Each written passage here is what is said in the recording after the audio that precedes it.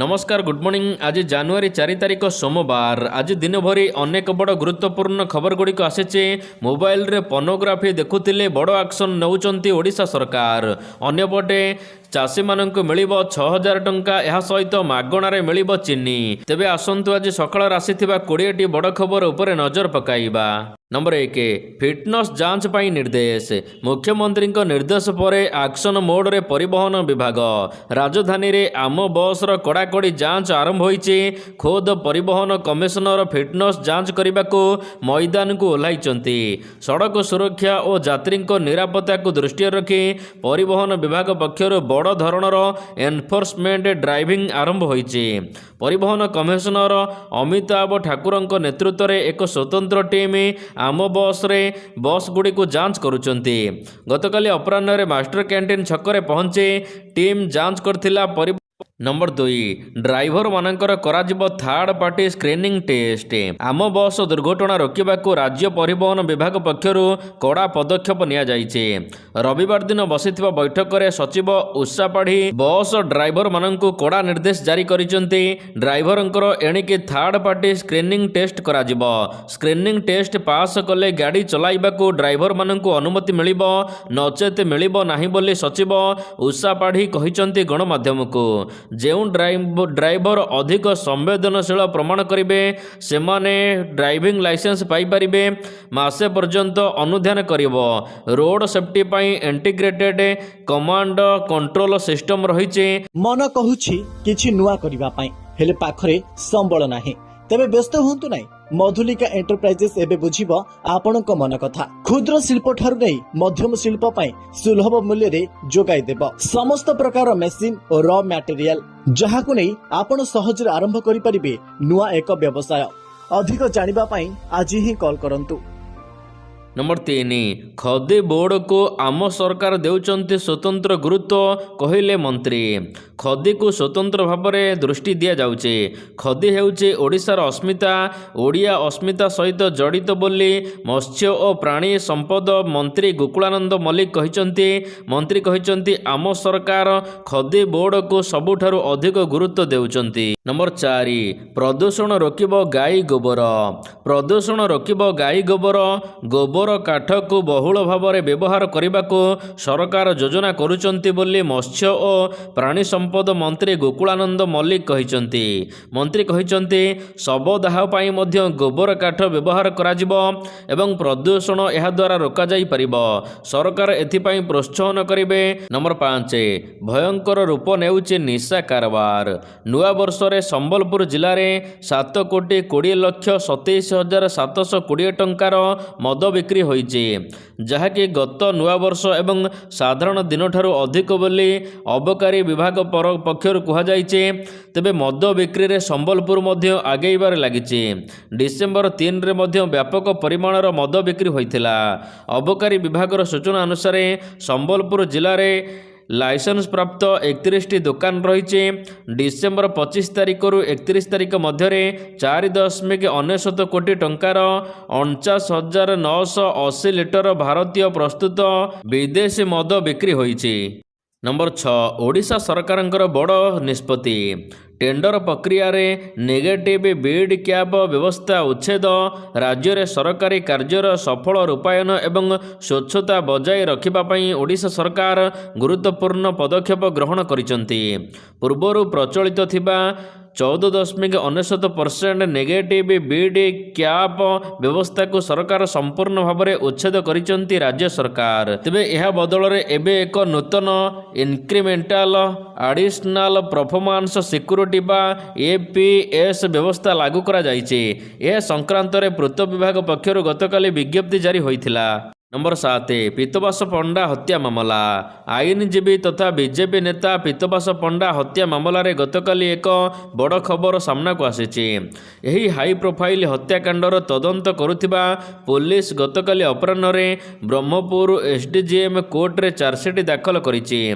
एही चार्जसीट रे एका बेले 30,000 रु अधिक पृष्ठा रही। पुलिस पक्षर यह विशाल रिपोर्ट को एक स्वतंत्र ट्रैंक मध्य कोर्ट को अणाजिबार कार्यक्रम रही। गत डिसेम्बर 9 तारिख में पुलिस यह मामलें केस डायरी बा ସିଡି କୋର୍ଟରେ ଦାଖଲ କରିଥିଲା। ଏହି ହତ୍ୟାକାଣ୍ଡ ମାମଲାରେ ବର୍ତ୍ତମାନ ସୁଦ୍ଧା 16 ଜଣ ଅଭିଯୁକ୍ତ ଗିରଫ ହୋଇଛନ୍ତି। ନମ୍ବର 8 ପୁରୀ ଆସିଲେ ବରଗଡ଼ ଧନୁଯାତ୍ରାର କଂସ। ପୁରୀରେ କଂସ ଚରିତ୍ରରେ ଅଭିନୟ କରିଥିବା ସୁଶୀଲ ମେହର ସେ ଗୋବର୍ଦ୍ଧନ ମଠରେ ଶଙ୍କରାଚାର୍ଯ୍ୟଙ୍କୁ ଦର୍ଶନ କରିଛନ୍ତି। ଏହାପରେ ମହୋଦଧିରେ ବୁଡ଼ ପକାଇ ସେ ନିଜର ପ୍ରାୟଶ୍ଚିତ କରିଛନ୍ତି। ଶେଷରେ ଶ୍ରୀମନ୍ଦିର ଯାଇ ମହାପ୍ରଭୁଙ୍କ ଦର୍ଶନ କରିଛନ୍ତି। ଡିସେମ୍ବର 24 ତାରିଖରୁ ଆରମ୍ଭ ହୋଇଥିବା ବରଗଡ଼ର ଧନୁଯାତ୍ରା 2026 ଜାନୁଆରୀ 3 ତାରିଖରେ ଶେଷ ହୋଇଛି। ଏଥର ମହୋତ୍ସବରେ ଅଭିନୟ ପାଇଁ କଂସ ସମେତ ଅନ୍ୟାନ୍ୟ ପ୍ରମୁଖ ଚରିତ୍ର ପାଇଁ କଳାକାର ଚୟନ କରାଯାଇଥିଲା। ନମ୍ବର 9 ଲାଞ୍ଚ ନେଇ ବନ୍ଧା ହେଲେ ଆଇଆଇସି। ଜଣେ ଲାଇସେନ୍ସ ପ୍ରାପ୍ତ ମଦ ବ୍ୟବସାୟୀଙ୍କ ଠାରୁ ଲାଞ୍ଚ ନେଉଥିଲେ। ଧରାପଡ଼ିଲେ ଥାନାବାବୁ ବିଜୟ କୁମାର ବାରିକ। ପୁଣି ଘରୁ ମିଳିଲା ନଗଦ 5 ଲକ୍ଷ ଟଙ୍କା। ଏହାପରେ କଟକ ସିଆର୍ଆଇ ଥାନା ଆଇସିସି ବିଜୟ କୁମାର ବାରିକଙ୍କୁ ଗିରଫ କରିଛି ଭିଜିଲାନ୍ସ।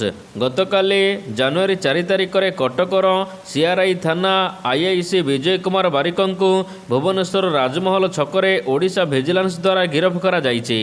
ନମ୍ବର 10 ମୋବାଇଲରେ ପର୍ନ ଭିଡ଼ିଓ ଦେଖି ଗିରଫ ହେଲେ ଯୁବକ। ମୋବାଇଲରେ ପର୍ନ ଭିଡ଼ିଓ ଦେଖୁଥିଲେ ହୋଇଯାଆନ୍ତୁ ସାବଧାନ। ସରକାର ପ୍ରତିବନ୍ଧକ ଲଗାଇଥିବା ଅଶ୍ଳୀଳ ୱେବସାଇଟ୍ ଚାଇଲ୍ଡ ପର୍ନୋଗ୍ରାଫି ବାରମ୍ବାର ଦେଖିବା ଅଭିଯୋଗରେ ପୋଲିସ ଜଣେ ଯୁବକକୁ ଗିରଫ କରି କୋର୍ଟ ଚାଲାଣ କରିଛି। ଗିରଫ ଯୁବକ ଜଣକ ହେଉଛନ୍ତି ସାଲେପୁର ଥାନା ଅଧୀନ ମାତନଗର ଗ୍ରାମର ସୟଦ ଖାନ। ସୂଚନା ଅନୁସାରେ ସୟଦ ନିଜ ମୋବାଇଲରେ ବାରମ୍ବାର ସରକାରଙ୍କ ଦ୍ୱାରା ନିଷିଦ୍ଧ କରାଯାଇଥିବା ଅଶ୍ଳୀଳ ୱେବସାଇଟ୍କୁ ଯାଇ ଭିଡ଼ିଓ ଦେଖୁଥିଲେ। ଏହି ବେଆଇନ କାର୍ଯ୍ୟକଳାପ ଉପରେ କ୍ରାଇମବ୍ରାଞ୍ଚ କଡ଼ା ନଜର ରଖୁଥିବା ବେଳେ ସୟଦଙ୍କ ମୋବାଇଲ ଆକ୍ଟିଭିଟିକୁ ଟ୍ରାକ୍ କରି ପୋଲିସ ତାଙ୍କୁ ଗିରଫ କରି କୋର୍ଟ ଚାଲାଣ କରିଛି। ନମ୍ବର 11 5 ଜଣିଆ ପରିବାରଙ୍କ ଉପରେ ଚଢ଼ିଗଲା ଦ୍ରୁତଗାମୀ ଟ୍ରକ୍। ନୂଆବର୍ଷର ପ୍ରଥମ ରବିବାରରେ ଗଜପତି ଜିଲ୍ଲା ସୀମାନ୍ତ ଆନ୍ଧ୍ରପ୍ରଦେଶରେ ଏକ ବଡ଼ ଧରଣର ଦୁର୍ଘଟଣା ଘଟିଛି। ଶ୍ରୀକାକୁଲମ ଜିଲ୍ଲା ବାରୁଆଁ ଥାନା ଅଧୀନ ନିକଟରେ ଘଟିଥିବା ମର୍ମନ୍ତୁଦ ସଡ଼କ ଦୁର୍ଘଟଣାରେ ଜଣେ ଶିଶୁ କନ୍ୟାଙ୍କ ସମେତ 3 ଜଣଙ୍କର ମୃତ୍ୟୁ ଘଟିଛି।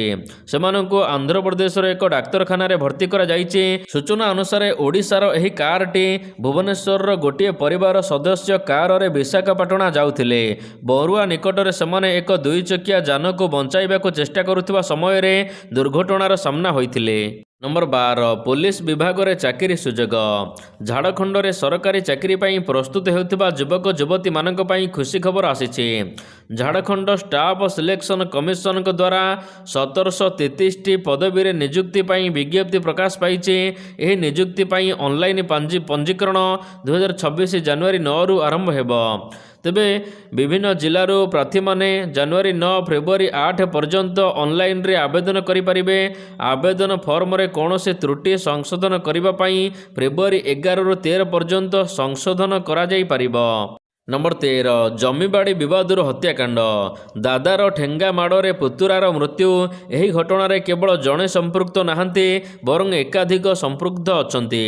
ଜମିବାଡ଼ି ବିବାଦକୁ ନେଇ ଘଟଣା ଏଭଳି ଅଭାବନୀୟ କାଣ୍ଡ ଘଟିଛି। ମୃତକ ହେଲେ ଉପେନ୍ଦ୍ର ଓଝା।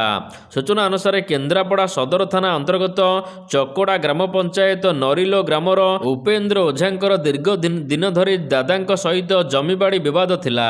ଗତକାଲି ରାତି ପ୍ରାୟ 9ଟା ବେଳେ ଏହି କଥାକୁ ନେଇ ପାଟିତୁଣ୍ଡ ହୋଇଥିଲା। 4 ଜଣ ଅଭିଯୁକ୍ତ ଠେଙ୍ଗାରେ ପିଟି ଉପେନ୍ଦ୍ରଙ୍କୁ ଗୁରୁତର କରିଥିଲେ ଏବଂ ମେଡିକାଲରେ ସେ ମୃତ୍ୟୁବରଣ କରିଛନ୍ତି। ନମ୍ବର 14 ଆକାଉଣ୍ଟକୁ ଆସିବ 6000 ଟଙ୍କା। କେନ୍ଦ୍ର ସରକାର ନୂଆବର୍ଷ 2026 ଆରମ୍ଭରେ ଚାଷୀଙ୍କ ପାଇଁ ଖୁସି ଖବର ଦେବାକୁ ପ୍ରସ୍ତୁତ ହେଉଛନ୍ତି। ପ୍ରଧାନମନ୍ତ୍ରୀ କିଷାନ ସମ୍ମାନ ନିଧି ଯୋଜନାରେ ଏବେ ଚାଷୀମାନେ ସହାୟତା ପାଇବେ। ଚଳିତ ବର୍ଷ ପ୍ରଥମ ପର୍ଯ୍ୟାୟ କିସ୍ତି ଫେବୃଆରୀ ମାସରେ ଜାରି ହେବାର ସମ୍ଭାବନା ରହିଛି। ଗତ ବର୍ଷ ନଭେମ୍ବର ଶେଷରେ କିସ୍ତି ଟଙ୍କା ବଣ୍ଟନ କରାଯାଇଥିଲା। ତେବେ ଫେବୃଆରୀ ପ୍ରଥମ ସପ୍ତାହରେ 22ତମ କିସ୍ତି ପ୍ରଦାନ କରିବାକୁ କେନ୍ଦ୍ର ସରକାର ଯୋଜନା ରଖିଛନ୍ତି। 22ତମ କିସ୍ତିରେ ଚାଷୀମାନଙ୍କୁ 2000 ଟଙ୍କା ମିଳିବ ଏବଂ ଗୋଟିଏ ବର୍ଷରେ 6000 ଟଙ୍କା ଦିଆଯିବ। ନମ୍ବର 15 ଆଣ୍ଡାମାନ ଆମ ପାଇଁ ଧନର ଭଣ୍ଡାର କହିଲେ ଅମିତ ଶାହା। କେନ୍ଦ୍ର ଗୃହମନ୍ତ୍ରୀ ଅମିତ ଶାହା ଏବେ ଆଣ୍ଡାମାନ ନିକୋବର ଦ୍ୱୀପପୁଞ୍ଜ ଗସ୍ତରେ ଅଛନ୍ତି। ଶନିବାର ଦିନ ସେ ବିଜୟପୁରମଠାରେ ଆଣ୍ଡାମାନ ଏବଂ ନିକୋବର ସରକାରଙ୍କର ବିଭିନ୍ନ ବିକାଶମୂଳକ ପ୍ରକଳ୍ପର ଲୋକାର୍ପଣ ଏବଂ ଶିଳାନ୍ୟାସ କରିଛନ୍ତି। ଏହି ଅବସରରେ ସେ କହିଛନ୍ତି ଏହି ମାଟି ଇଂରେଜମାନଙ୍କ ଦ୍ୱାରା ନିର୍ମିତ ସେଲୁଲାର ଜେଲରେ ଦେଶର ସ୍ୱାଧୀନତା ପାଇଁ ସଂଗ୍ରାମ କରିଥିବା ଅନେକ ବଳିଦାନ ସ୍ୱାଧୀନତା ସଂଗ୍ରାମ ସଂଗ୍ରାମୀ ଦେଇଛନ୍ତି। ତେବେ ଆଣ୍ଡାମାନକୁ ଏବେ ଆମ ସରକାର ଏଠାରେ ରତ୍ନର ଭଣ୍ଡାର ବୋଲି ଭାବୁଛନ୍ତି, କିନ୍ତୁ ପୂର୍ବ ସରକାର ଆଣ୍ଡାମାନକୁ ବୋଝ ବୋଲି ଭାବୁଥିଲେ। ନମ୍ବର 16, ପ୍ରତି ମାସରେ ମିଳିବ ସୁଧ 5,550 ଟଙ୍କା। ପୋଷ୍ଟ ଅଫିସରେ ଦମଦାମର ସ୍କିମ୍ ଆସିଛି। MIS ଯୋଜନା ଅଧୀନରେ ଆପଣମାନଙ୍କୁ ଅଧିକ ସୁଧ ମିଳିବ। ପୋଷ୍ଟ ଅଫିସର ଏହି ଯୋଜନାରେ ଆପଣମାନଙ୍କୁ 7.4% ବାର୍ଷିକ ସୁଧ ପ୍ରଦାନ କରାଯିବ। ସିଧାସଳଖ ବ୍ୟାଙ୍କ ଆକାଉଣ୍ଟକୁ ଆସିବ ସୁଧ ଟଙ୍କା। ତେବେ ଏହି ଯୋଜନାରେ ଯଦି ଆପଣ ଆକାଉଣ୍ଟ ଖୋଲୁଛନ୍ତି, ମାତ୍ର 1,000 ଟଙ୍କା ଦେଇ ଆକାଉଣ୍ଟ ଖୋଲିପାରିବେ। ଗୋଟିଏ ଆକାଉଣ୍ଟ ପାଇଁ ସର୍ବାଧିକ ନିବେଶ ସୀମା 9 ଲକ୍ଷ। ଏହା ସହିତ ମିଳିତ ଆକାଉଣ୍ଟରେ 15 ଲକ୍ଷ ଟଙ୍କା ପର୍ଯ୍ୟନ୍ତ ରଖାଯାଇପାରିବ। ତେବେ 9 ଲକ୍ଷ ଟଙ୍କା ଏକକାଳୀନ ନିବେଶ କଲେ 5 ବର୍ଷ ପାଇଁ ପ୍ରତି ମାସରେ 5,550 ଟଙ୍କା ସ୍ଥିର ସୁଧ ମିଳିବ। ନମ୍ବର 17, ମାଗଣାରେ ମିଳିବ ଚିନି। ଜାଣନ୍ତୁ କେବେଠାରୁ? ନୂଆବର୍ଷ ଆରମ୍ଭରେ ଦିଲ୍ଲୀ ସରକାର ଗରିବ ଏବଂ ଅଭାବୀ ପରିବାରକୁ ଗୁରୁତ୍ୱପୂର୍ଣ୍ଣ ଆଶ୍ୱସ୍ତି ପ୍ରଦାନ କରିବାକୁ ନିଷ୍ପତ୍ତି ନେଇଛନ୍ତି। ମୁଖ୍ୟମନ୍ତ୍ରୀ ରେଖା ଗୁପ୍ତାଙ୍କ ଅଧ୍ୟକ୍ଷତାରେ ଅନୁଷ୍ଠିତ କ୍ୟାବିନେଟ୍ ବୈଠକରେ ଅନ୍ତର୍ଦୟ ଅନ୍ନ ଯୋଜନା ଅଧୀନରେ ମାଗଣା ଚିନି ବଣ୍ଟନ କରିବାକୁ ମଞ୍ଜୁରି ଦେଇଛନ୍ତି। ଏହି ନିଷ୍ପତ୍ତି 2026 ମାର୍ଚ୍ଚ 2027 ପର୍ଯ୍ୟନ୍ତ ଦିଲ୍ଲୀରେ କାର୍ଯ୍ୟକାରୀ ହେବ। ସମସ୍ତ AAY କାର୍ଡଧାରୀଙ୍କୁ ମିଳିବ ଲାଭ। ତେବେ ଯୋଗ୍ୟ ପରିବାରକୁ ମୋଟ 15 ମାସ ପାଇଁ ମାଗଣା ଚିନି ଯୋଗାଇ ଦେବାକୁ ନିଷ୍ପତ୍ତି ନିଆଯାଇଛି। ନମ୍ବର 18, ଫେବୃଆରୀ ମାସରୁ ରହିବନି ଆଉ KYEV ଝିଞ୍ଝଟ। ଫାସ୍ଟ୍ୟାଗ ପ୍ରସଙ୍ଗରେ ଭାରତୀୟ ଜାତୀୟ ରାଜପଥ ପ୍ରାଧିକରଣ NHAI ବଡ଼ ନିଷ୍ପତ୍ତି ନେଇଛି। ଏଣିକି ବନ୍ଦ ହେବ କାର୍, ଜିପ୍ ଏବଂ ଭ୍ୟାନ୍ ଭଳି 4 ଚକିଆ ଗାଡ଼ି ପାଇଁ ନୂଆ ଫାସ୍ଟ୍ୟାଗ ଜାରି ସମୟରେ ଆବଶ୍ୟକତା ହେଉଥିବା ନୋ ଏୟାର ଭେହିକେଲ୍ ବା KYEV ପ୍ରକ୍ରିୟା। ଏହି ପରିବର୍ତ୍ତନ 2026 ଫେବୃଆରୀ 1 ଠାରୁ ଲାଗୁ ହେବ ପୁରା ଦେଶରେ। ନମ୍ବର 19, 2036 ଅଲିମ୍ପିକ ଆୟୋଜନ କରିବାକୁ ଜୋରଦାର ପ୍ରସ୍ତୁତି କରୁଛି ଭାରତ। 2036 ଅଲିମ୍ପିକ ଆୟୋଜନ କରିବ ଭାରତ। ଏଥିପାଇଁ ସରକାର ଜୋରଦାର ପ୍ରସ୍ତୁତି କରୁଛନ୍ତି। ଏନେଇ ଗତକାଲି ଅପଡେଟ୍ ଦେଇଛନ୍ତି ପ୍ରଧାନମନ୍ତ୍ରୀ ନରେନ୍ଦ୍ର ମୋଦି। ରବିବାର ଦିନ ପ୍ରଧାନମନ୍ତ୍ରୀ ଦୃଢ଼ତାର ସହିତ କହିଛନ୍ତି ଯେ ଭାରତ 2036 ଅଲିମ୍ପିକ ଗେମ୍ସ ଆୟୋଜନ କରିବାକୁ ଶକ୍ତିପୂର୍ଣ୍ଣ ଭାବରେ ଚେଷ୍ଟା କରୁଛି। ନମ୍ବର 20, ଭେନେଜୁଏଲା ପାଇଁ ବଡ଼ ଘୋଷଣା କଲେ ଏଲନ୍ ମସ୍କ। ଆମେରିକାର ଟେସ୍ଲା ଏବଂ ସ୍ପେସ୍ଏକ୍ସର ମୁଖ୍ୟ ଏଲନ୍ ମସ୍କ ରବିବାର ଦିନ ଜାନୁଆରୀ 4 ତାରିଖ 2026ରେ ଏକ ବଡ଼ ଘୋଷଣା କରିଛନ୍ତି। ତାଙ୍କର ସାଟେଲାଇଟ୍ ଇଣ୍ଟରନେଟ୍ ସେବା ଷ୍ଟାରଲିଙ୍କ ଏବେ ଭେନେଜୁଏଲାର ଲୋକମାନଙ୍କୁ ଗୋଟିଏ ମାସ ପାଇଁ ମାଗଣା ବ୍ରଡବ୍ୟାଣ୍ଡ ସୁବିଧା ପ୍ରଦାନ କରିବ।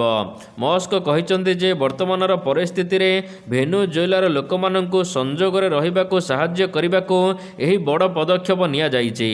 ନମ୍ବର 21, ଭାରତରେ ଖେଳିବନି Bangladesh team. Bangladesh cricket team ଏକ ବଡ଼ ଆକ୍ସନ୍ ନେବାକୁ ଯାଉଛି। ବାଂଲାଦେଶ କ୍ରିକେଟର ମୁସ୍ତାଫିଜୁର ରେହମାନ IPLରୁ ବାଦ୍ ପଡ଼ିଛନ୍ତି। IPLରୁ ତାଙ୍କୁ ବାସନ୍ଦ କରାଯିବା ପରେ ଏବେ ବାଂଲାଦେଶ ଟିମ୍ ଭାରତରେ ହେବାକୁ ଥିବା T20 ବିଶ୍ୱକପରେ ଭାଗ ନ ନେବାକୁ ମନା କରିଦେଇଛି।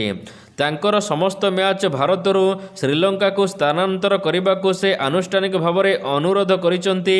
ତେବେ ବାଂଲାଦେଶ କ୍ରିକେଟ ବୋର୍ଡ BCB ନିଶ୍ଚିତ କରିଛି ଯେ ବାଂଲାଦେଶ 2026 T20 ବିଶ୍ୱକପ ଭାରତରେ ଖେଳିବ ନାହିଁ କି ଭାରତକୁ ଯାତ୍ରା କରିବ ନାହିଁ।